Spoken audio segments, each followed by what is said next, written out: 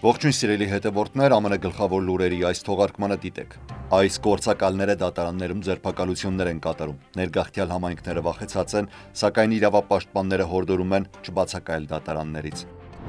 Մոդեռնայի թռչնի գրիպի պատվաստանյութի պայմանագիրը չեղարկվել է։ Թրամփի վարչակազմը դադարեցնում է պատվաստանյութի հետագա զարգացումը, փնտրելով հնարավոր այլընտրանքներ։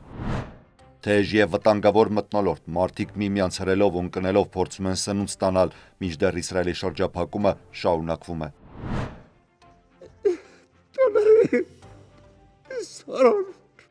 Պաղեստինյան դեսպանը ՄԱԿ-ում չի կարողացել զսպել արցունքները, աշխարհն անտարբեր է երեխաների տառապանքներին։ Թրամփը հիասթափված է ռուսական ռմբակոծություններից, Զելենսկին մեղադրում է Ռուսաստանին բանակցությունները ձգձգելու մեջ, ինչ նոր հայտարարություն է անում Թրամփը։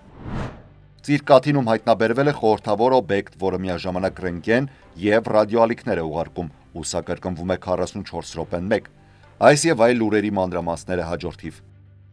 Բազմաթիվ ներգաղթի իրավապաշտպաններ այսօր հավաքվել էին Սան Ֆրանցիսկոյի ներգաղթի դատարանի դիմաց դատապարտելու նախագահ Թրամփի վարչակազմի վերջին արտաքսման ռազմավարությունները եւ հորդորելու ապաստան հայցողներին չբացակայել իրենց դատական նիստերից, չնայած վերջին ձերբակալություններին։ ԱՄՆ ներգաղթի եւ Մաքսեին վերահսկողության IC գործակալները նախորդ շաբաթ այցելել էին ԱՄՆ ներգաղթի մի քանի դատարաններ ձերբակալելու ներգաղթյալներին, որոնք այնտեղ էին եկել ուղղակի սովորական դատական նիստերի համար։ Այս գործողությունները սարսափեցրել են ներգաղթյալ համայնքներին, որոնք արդեն զգում են վարչակազմի ճնշումը երկիրը լքելու ուղղությամբ։ Ըստ իրավապաշտպանների, միայն 3 Սան Ֆրանցիսկոյի եւ Կոնտրա Կոստա շրջանի դատարաններում 8 մարդ է ձերբակալվել։ Կոնտրա Կոստա շրջանում գործող Stand Together Կոնտրա Կոստա ներգաղթի թեժգծի եւ արագարձագանքման խմբի տնօրեն Ալի Սայդին նշել է, որ Կոնկորդի դատարանում գտնվողների մեծ մասը ապաստան հայցողներ են։ Չնայած հստակ չէր, թե կոնկրետ ում էին թիրախավորել եւ ինչու, ցույցի մասնակիցները հայտնել են, որ երկու դատարաններում էլ IC գործակալները կոնկրետ անուններով ցուցակներ են ունեցել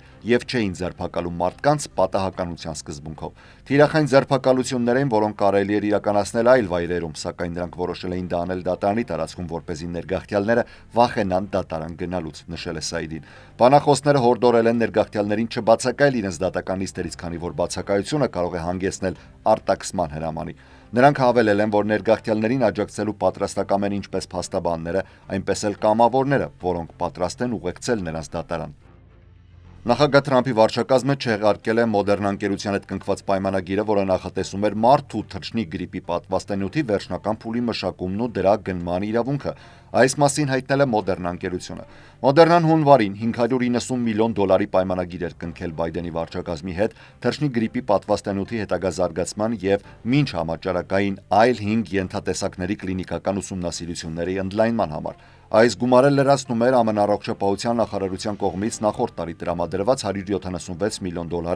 որն ուղղված էր H5N1 ենթատեսակի mRNA պատվաստանյութի մշակման եւ փորձարկումների ավարտին։ Ընկերությունը հաստատել է, որ ուսումնասիրում այլընտրանքային տարբերակներ պատվաստանյութի վերջնական զարգացման եւ արտադրության համար։ Թռչնի գրիպը լայն տարածում ունի աշխարհում 1990-ականներից։ ԱՄՆ-ում առաջին անգամ կոնկրետ հաստատված եւ հայտնաբերված դեպքը կաթնամթերքի ֆերմաներում եղել է 2024-ի մարտին։ 70 մարդ էր վարակվել այդ հիվանդությամբ, որոնցից մեկը մահացել է։ Դեռևս ապացուցված չէ, որ վիրուսը փոխանցվում է մարդուց մարդուն, սակայն գիտնականները մտավախություն ունեն, որ այն կարող է այդ կարողությունը ձեռք բերել։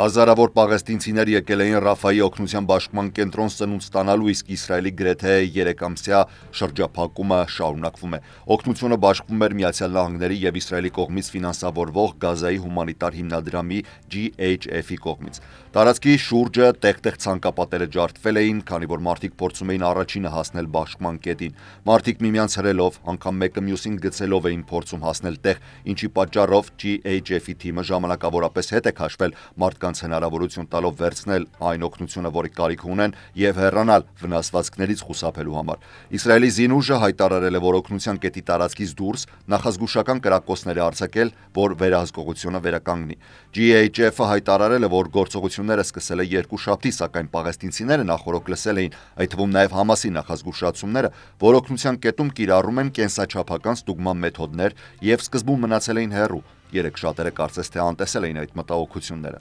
Մենք սովից մահանում ենք, երեխաները ասում են հայրիկ, ուտելու բան եմ ուզում, ես նույնիսկ արյունս կծախեմ, որ նրանց կիրակրեմ։ Ոչինչ չեն գտնում ուտելու, տեսա, որ երիտասարդները վազում էին, ես էլ գնացի։ Ոմանք վախենում էին, բայց ես մտածեցի ինչ էլ որ լինի, ես պետք է կերակրեմ երեխաներիս։ Սովից արդեն մահանում ենք, դադարեցրեք պատերազմը։ Այսօր արդեն GHF-ը հայտնել է, որ բաշխվել է մոտ 8000 սննդային տուփ, համարժեք մոտ 462,000 ուտելիքի չափաբաժնի։ Իսրայելը եւ GHF-ը առանց ապացույցների ներկայացման պնդում են, որ Համասը փորձել է խոչընդոտել քաղաքացիների մուտքը օգնության կետ։ Համասը հերքել է այդ մեղադրանքը։ Իսրայելը հայտնել է, որ Շվեյցարիայում գրանցված GHF-ը ԱՄՆ-ի կողմից աջակցվող նախաձեռնություն է եւ որ իսրայելական ուժերը չեն ներգրավել օգնության բաշխման գործընթացում։ Մարդասիրական կազմակերպությունները, որոնք տեղեկացված են GHF-ի ծրագրի մասին, ասում են, որ օգնություն ստանալու համար մարդիկ ստիպված կլինեն անցնել դեմքի ճանաչման տեխնոլոգիան։ Պաղեստինցիները մտավախություն ունեն, որ այդ տեխնոլոգիան կարող է օգտագործվել Իսրայելի կողմից իրենց հայտնաբերելու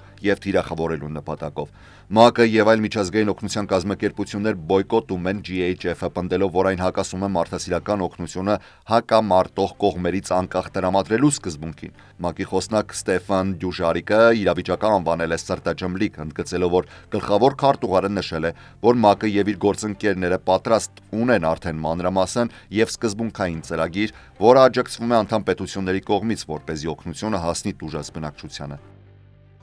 ՄԱԿ-ում պաղեստինցի դեսպան Ռիադ Մանսուրը արդյունքներով է ելույթ ունեցել Անվտանգության խորհրդում, ներկայացնելով Գազայում տիրող ծանր հումանիտար ճգնաժամը։ Նա ծանր շունչ քաշելով նկարագրել է պաղեստինցի ընտանիքների տառապանքը, երբ մայրերն անշարժացած երեխաներին գրկած հուսահատ խոսքեր են ասում։ Ամեն օր սովից մահանում են տասնյակ երեխաներ։ Այդ պատկերները, երբ մայրերը խնամում են իրենց մահացած երեխաներին, նրանց մազերը շոյում ու ներողություն խնդրում, անհնար է տանել։ Ոչ մի նորմալ մարդ չի կարող դիմանալ նման ցավին։ Նա նշել է, որ ունի թոռներ եւ հասկանում է ինչ է նշանակում ընտանիքի համար երեխաները։ Երբ տեսնում ես այդ տառապանքները, իսկ աշխարհը անտարբեր է, դա անտանելի է։ Պաղեստինյան դիվանագետը կոչ է արել աշխարհի 14 միլիոն պաղեստինցիներին պայքարել այս ողբերգության եւ վայրագ հարձակումների դեմ, նշելով, որ իրենք սիրում են իրենց երեխաներին եւ չեն ցանկանում նրանց տեսնել այդ դժոխքում։ Իսրայելը 2023 թվականի հոկտեմբերի 7-ին Համասի հարձակման հետևանքով ուժեղացրել է իր ռազմական գործողությունները Գազայում, որը համարվում է ամենակարճատև եւ արյունալի հակամարտությունը տարածաշրջանում 1948-ից ի վեր։ Համասի հարձակման արդյունքում զոհվել էր մոտ 1200 մարդ եւ առևանգվել 251-ը։ Ի պատասխան, Իսրայելի հարձակումներն արդեն խլել են ավելի քան 54000 պաղեստինցիների կյանք։ Սա առողջապահության նախարարության տվյալներով։ Չնայած միջազգային բազմաթիվ կոչերին, միջնորդների ջանքերը դեռևս արդյունք չեն տալիս։ Նախագահ Դոնալդ Թրամփը հայտարարել է, որ Ռուսաստանի նախագահ Վլադիմիր Պուտինը կարող է միտումնավոր ձգձգել Ուկրաինայի պատերազմի հրադադարի բանակցությունները եւ արտահայտել է խորը հիասթափություն ռուսական ռմբակոծությունների պատճառով։ Մենք պատրաստվում ենք պարզել, նա պարզապես ժամանակ է շահում, թե ոչ, եւ եթե այդպես է, ապա մենք այլ կերպ կարձագանքենք։ Ես շատ հիասթափված եմ նրանից, թե ինչ է տեղի ունեցել մի քանի գիշեր առաջ, երբ մարդիկ սպանվեցին այն պահին, երբ տեղի էին ունենում այն, ինչը կարող եք անվանել բանակցություն։ Ես շատ հիասթափված եմ դրանից։ Հարցին ինչու նոր պատժամիջոցներ չի կիրառում Ռուսաստանի Դաշնության նկատմամբ, Թրամփը պատասխանել է. Ես կարծում եմ, որ մոտ եմ համաձայնագրի հասնելուն, չեմ ուզում խափանել դա պատժամիջոցներով։ Թրամփը այս խոսքերը հնչեցրել է Սպիտակ տանը, երբ Միացյալ Նահանգները եւ Ռուսաստանը հրապարակային վեճի մեջ էին Ուկրաինայի պատերազմի սրացման շուրջ։ Թրամփը սոցիալական մեդիայում նախազգուշացրել էր, որ Պուտինը կրակի հետ է խաղում։ Պուտինը արտաքին քաղաքականության օգնականը ռուսական պետական հեռուստատեսության լրագրողին ասել է, որ Թրամփի հայտարարությունները ցույց են տալիս, որ նա լիարժեք տեղեկացված չէ պատերազմի իրական վիճակի մասին։ Միևնույն ժամանակ պատերազմը սրվում է։ Ռուսաստանը հայտարարել է, որ գիշերը խոցել է մոտ 300 ուկրաինական անօդաչու սարք, իսկ Ուկրաինան ասել է, որ Ռուսաստանը արձակել է մոտ 90 անօդաչու սարք եւ 5 բալիստիկ հրթիռ։ Ուկրաինայի նախագահ Վոլոդիմիր Զելենսկին ասել է, որ Ռուսաստանը նաեւ կենտրոնացրել է 50,000 զինվոր Սումի շրջանի մոտ։ Զելենսկին Բերլինում հանդիպել է Գերմանիայի կանցլեր Ֆրիդրիխ Մայսի հետ, ով խոստացել է աջակցել Ուկրաինային երկար հեռահար հրթիռների արտադրության հարցում պաշտպանության ուժեղացման նպատակով։ Ռուսաստանը մշտապես պատճառներ է փնտրում բանակցությունները հետաձգելու համար պատերազմին վերջ տալու փոխարեն։ Նրանք չեն ուզում բանակցել չեզոք Ժնևում, այլ ուզում են դրանք անցկացնել ՆԱՏՕ-ի անդամ երկրում Թուրքիայում։ Դուք տեսնում եք, սա չի վերաբերում նրան, թե որ երկիրն է ընդունելու բանակցությունները կամ որ դաշինքին է պատկանում։ Սա վերաբերում է Պուտինին եւ նրա ցանկությանը շարունակ ձգձգել։ Նրանք անընդհատ պատճառներ են որոնում հետաձգելու ձևաչափը, որը կարող է ավարտել պատերազմը։ Թրամփի հետ մայիսի 19-ի զրույցից հետո Պուտինը հայտարարել էր, որ համաձայնել է աշխատել Ուկրաինայի հետ մի հուշագրի վրա, որը կներկայացնի խաղաղության պայմանագրի շրջանակները։ Ռուսաստանի Դաշնության արտաքին գործերի նախարար Սերգեյ Լավրովն էլ հայտնել է, որ Ռուսաստանը առաջարկել է հունիսի 2-ին Ստամբուլում անցկացնել Ուկրաինայի հետ ուղիղ բանակցությունների նոր փուլ կայուն խաղաղության հասնելու նպատակով։ Ուկրաինան պատասխանել է, կոչ անելով Ռուսաստանին անհապաղ կիսվել այդ խաղաղության հուշագրով, որպեսզի Ստամբուլում հանդիպումը դատարկ չլինի եւ իսկապես օգնի առաջ գնալ պատերազմը վերջացնելու հարցում։ Աստղագետների միջազգային թիմը հայտնաբերել է Ծիրկաթին գալակտիկայում գտնվող խորհրդավոր նոր մարմին, որը զարմանալի ռիթմով ռենտգենյան ճառագայթներ է արձակում, միաժամանակ նաև ռադիոալիքներ։ Այս երևույթը կրկնվում է ամեն 44 րոպե մեկ, հատկապես երբ օբյեկտն ակտիվ է։ Գիտնականները վստահ են, որ իրենց հայտնաբերած մարմինը չի համապատասխանում գալակտիկայում հայտնի որևէ օբյեկտի բնութագրին։ Հայտնաբերված օբյեկտը մոտ 15,000 լուսատարի հեռավորության վրա աստղերով, գազով եւ փոշով հագեցած հատվածում կարող է լինել ուժեղ մագնիսացված մեռած աստղ, օրինակ նեյտրոնային կամ սպիտակ թզուկ։ Սակայն ըստ գլխավոր հեղինակ Ցետինգ Էնդի Վանգի չի բացառվում, որ այն կարող է նաև լինել լրիվ այլ, մինչև այժմ անհայտ երևույթ։ Հետազոտությունը հրապարակվել է Nature ամսագրում։ NASA-ի ճանդրառենտգենյան աստղադիտակն անցյալ տարի պատահաբար է հայտնաբերել այս օբյեկտի արտանետումները, ուսումնասիրելով պայթած աստղի մնացորդներ։ Ինֆրակարմիր պատկերները Spitzer տիեզերական աստղադիտակից եւ ռադիոալիքները Միրկաթից նույնպես հաստատել են տվյալները։